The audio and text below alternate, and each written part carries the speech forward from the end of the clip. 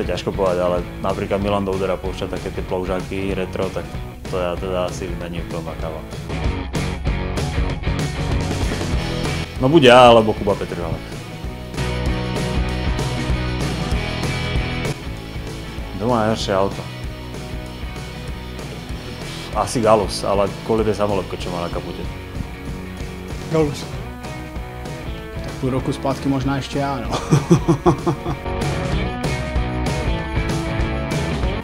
No, takých je asi šatne viac, čo nemajú momentálne papiere, ale tak nemôžem menovať Martin Ružič napríklad. Růža. No, tak to asi Růža, no.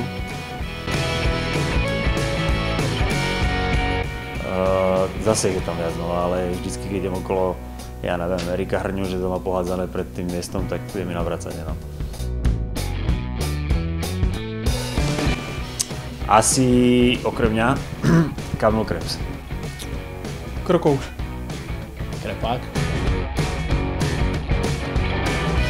Okrem mňa, to nemôžem povedať. Rastě Maroš. Krajíc.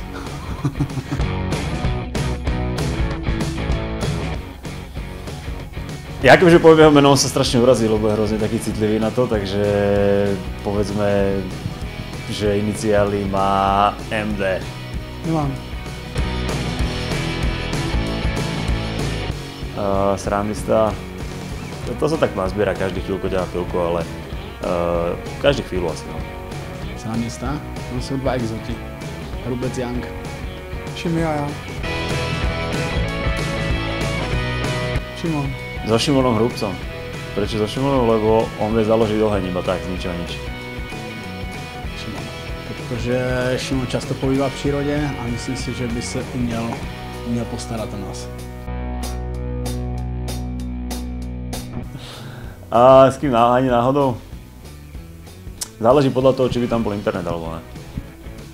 Je takový rozhýčkaný, asi s Hamasem.